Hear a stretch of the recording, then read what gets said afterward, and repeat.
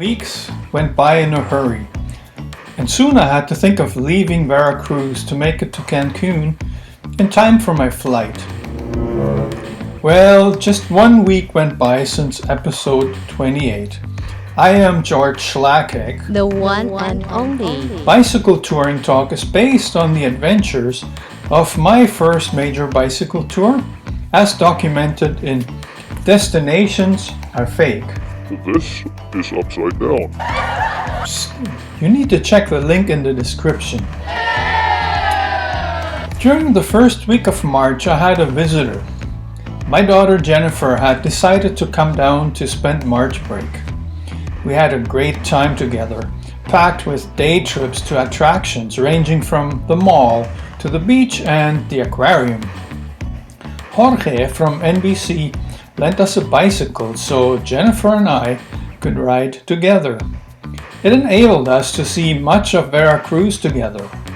The highlight of her stay, though, was a day trip to Catemaco, a town that was a 4-hour bus ride away.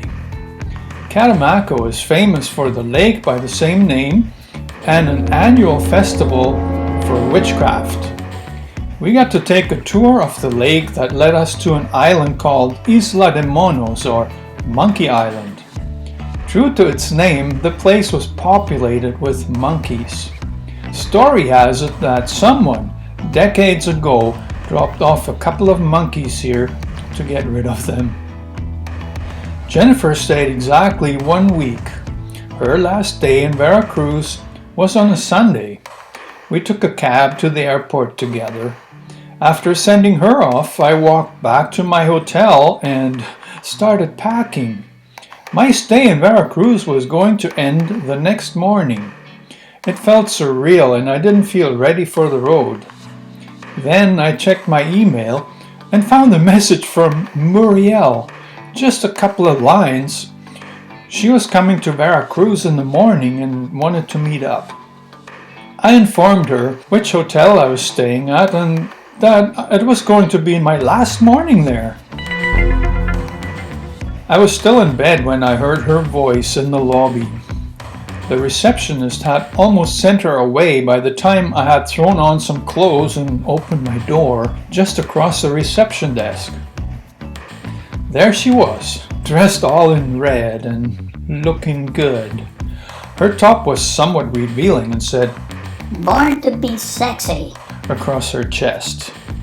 She was wearing dark sunglasses and her black hair was long and shiny. My heart sort of skipped a beat when I asked her to give me 5 minutes and invited her for breakfast. She flashed me a smile and took a seat in the lobby, revealing much of her perfectly tanned legs. I wasted no time. Once I got dressed, we hugged and kissed each other on the cheek in the lobby. Her smell was sweet and left no doubt what she was up to. I could barely conceal my excitement. We held hands when we headed toward my regular breakfast spot on the sidewalk, which was obviously not what she had expected.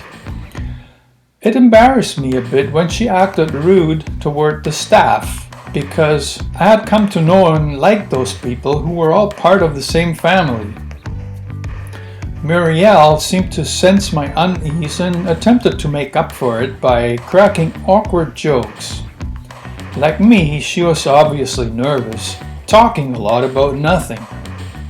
After breakfast, we returned to my room. Here I was, alone with this attractive woman I barely knew. As it turned out, we were into each other and hit it off quite well. Perhaps there was even hope for us to spend more time together, somewhere down the road. A prospect that definitely lifted my spirits. Coatzacoalcos, her town, was on my route to Cancun. Before we parted, Muriel invited me to visit her at home when I'd get there. Sure thing, I thought. Perhaps I wasn't going to Cancun after all.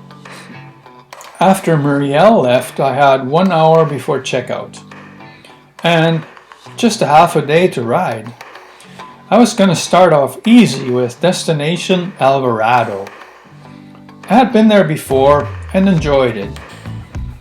Packing the bike for the first time in over 2 months was a major ordeal. While going through the bag that had all my paperwork, I noticed that all my Canadian money, about $150 in cash, had gone missing. It wasn't enough to break the bank, but came as a shock and completely shook my confidence in the family-run hotel. Someone had been entering my room regularly for cleaning. The money could have disappeared at any time during the past 2 months. It had been buried well, and it seemed creepy that someone would go through my stuff and steal foreign currency. I had completely trusted the hotel staff to keep their fingers off my belongings. Big mistake. Time to cut my losses. I reported the issue to the front desk during checkout. Sometimes body language speaks louder than words. I knew where my money had gone, but there was no proof. After being a guest for well over 2 months, I left the hotel on less than good terms. On my way out, through town, I stopped at Jorge's store for one last time. He and a friend were present. Before we said our goodbyes, we took pictures outside the store. Then it finally sank in. I was leaving Veracruz behind. The city that had been foreign to me 3 months earlier had become my home for a time. I was gonna miss it. There were tears in my eyes for the first 5 kilometers or so, while I was paying little attention to the road but reliving some of my fondest memories. The consolation was that I had over a month of cycling adventures ahead of me. Once again, I was free as a bird, even if it was temporary. The first day went by quickly. I reached Alvarado late in the afternoon and found a hotel right off the highway. It was a small place, but offered a room that was clean and well equipped for a great price, so I took it. After taking a much needed shower and a short nap, I ended up taking a walk back into town after dark in search of a place to eat. Even though Alvarado was quiet compared to Veracruz, I had no trouble finding delicious tacos that cost way less than in the city. After a meal, I roamed the dark streets of Alvarado once again. It was a joy to revisit the park, the port, and other vaguely familiar places. I skipped the bar this time around. Instead, I came across a language school that looked like a simplified version of Kiosk International. The door was locked and the shutters were down, but I still stopped and stared at the door, wondering if I could have worked here. One of Alvarado's perks was that it seemed completely untouched by tourism. Of course, this made me stick out like a sore thumb, but at the same time the experience was truly authentic. I didn't waste a lot of time the next morning and only had a quick breakfast in my room. My goal was to reach the town of San Andres Tuxtla, or perhaps even Catemaco. The weather was hot, even early in the morning. I rode non-stop to a small town called Lerdo de Tejada, where I had lunch at the market. The comida del día consisted of empanadas de pechuga, chicken breast, a local specialty. I had a good time chatting with the 3 ladies who were preparing the food. It turned out they were a mother with her 2 daughters. When I finally decided to hit the road again, I noticed another cyclist coming up in the distance. The panniers were easily recognizable and revealed that this wasn't a local cyclist.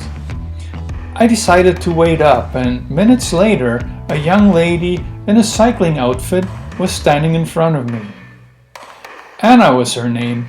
She told me that she was from Sweden. Her trip had started in Vancouver, BC, 6 months prior. We had a conversation and decided to ride together for a while, since we were both headed in the same direction, without having a defined destination. We stayed together for most of the afternoon, alternating the lead. Anna was in top shape and gave me a run for my money as we were starting to encounter some hills. After a couple of hours of rather intense cycling, we came up on a roadside restaurant. We were both overdue for refreshments and decided to stop for drinks. We sat down and talked for a while. It turned out that Anna had started her ride very early in the morning that day, so she decided to call it a day and order supper. It was a bit too early for me to do the same, but I stuck around for a good hour, swapping stories with Anna. I learned that she was constantly in touch with the radio station in Sweden, which would put her on the air live several times each week. She already had a regular audience back in her hometown who were interested in her adventures, virtually experiencing them through her eyes. Anna eventually decided to ask the restaurant owners if she could pitch her tent in their yard and stay for the night. When they agreed without a fuss, I was tempted to do the same, but then I thought of San Andres de Tuxtla and changed my mind. There were still a few good cycling hours left before dark, and the sun was less intense now. When we said goodbye, Anna gave me a business card with her contact info. We both figured that we'd probably see each other again in Catemaco the next day. Anna's business card described her as a writer and photographer. It meant we had something in common, even though I was just beginning to consider writing in a serious manner. Destinations are fake. The ride to San Andres didn't take long, but finished with a killer hill. I was sure glad once I had put it behind me. The town was as pretty as I had come to expect. Despite considerable fatigue, I spent the evening exploring. At the town square, I even bumped into an American couple from Illinois who were exploring Mexico by car and had passed me earlier in the day. Both seemed intrigued by the idea of traveling by bicycle, but had no idea how to go about it. I told them how I had been a total novice at it myself a few months earlier and how things always tended to fall into place wherever you went. While they were staying at a gorgeous hotel right by the park, I had found another bargain hotel right on the main drag. My room was on the second floor, accessible via an external spiral staircase that had made it hard to get the bike up there. I was very tired. After finding out that the TV in my room sucked, I took a long shower and went to bed. The next day, I didn't have far to go, but the climb to Catemaco was brutal. Not only was it very steep, the road was also perfectly straight, which made it seem endless. I had no plan to continue on much further that day. My idea was to stay somewhere close to the lake and go for a swim, enjoy the afternoon. That's why I took my time. I found an excellent place to have lunch and did some snooping around afterward, pushing the bike. Eventually, I decided to start looking for a hostel. There was a billboard at the shore advertising Hostal Catemaco. It appeared that the place was located across the bay and could be reached either by boat or via a trail that branched off the main road a few miles down. I wrote down the name and what little directions were provided and started cycling. The ride turned out to be longer than expected. When I started to doubt the place still existed, there was always another banged up sign, confirming I was on the right track. After a turn off away from the main highway, a secondary road first led me through a village and then turned into a dirt trail. It eventually got so rough that I crashed while descending a hill. Luckily, I had only scraped part of my right hand, but now I was pushing the bike. There was supposed to be a hostel here. Where the hell was it? I almost convinced myself that those stupid old signs had led me on a goose chase for a place that didn't actually exist. But finally I ran into a young couple that were on the trail exploring. They were definitely not Mexican. Perhaps this was a good sign. When I asked about the hostel, they just pointed in the direction they had come from and said that it was right there. Sure enough, I just went around another bend and there it was. The place looked well kept. It had a main house with a large kitchen and a few private rooms, a separate dorm, and outhouses for the toilets and showers. The owner was Swiss. It turned out he was running the hostel together with his daughter and had been at this location for 15 years. The couple I had met on my way was also from Switzerland, and they were the only other guests, besides me. The hostel had an option for every budget. People with money could rent a private room. The less well-off could sleep in a dorm, or if they had a tent, camp. For 50 pesos, that was definitely the perfect option for me. For people who were really broke, however, there was the possibility of working in exchange for the accommodation. The owner was operating a small organic plantation that grew coffee, among other things. There were just 5 of us, including the owner, Phil, and his daughter, Mona. Paul and Emily were the other 2 guests. We spent a great night together in the big open sunroom of the house that was well screened to keep the bugs out. Phil was supplying locally made rum for free. When asked if there was a limit on how much we could consume, he shrugged and said he didn't care. The gang who supplied the stuff was using free booze as their sales pitch for the bottled stuff.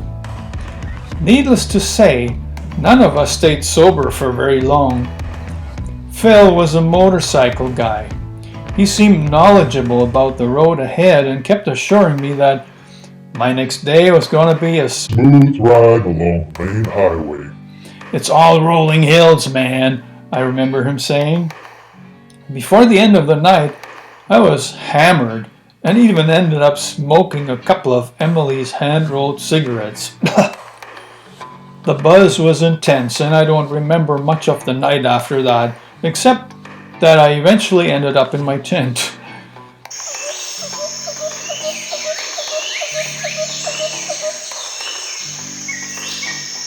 The hangover was bad. I seriously considered staying at the hostel for another day. But after a good breakfast, I figured it was best to carry on. Perhaps the free rum was meant to keep people here long enough to get them to work on the plantation. Hostal Catemaco was my first introduction to a party hostel. It catered mostly to a young audience who liked to binge on booze while on vacation in a beautiful, warm place. One night was fun, but any more might carry serious health risks, so I had to get out of there. I was on track to reach Coatzacoalcos by the next weekend so I could hook up with Muriel. Once again,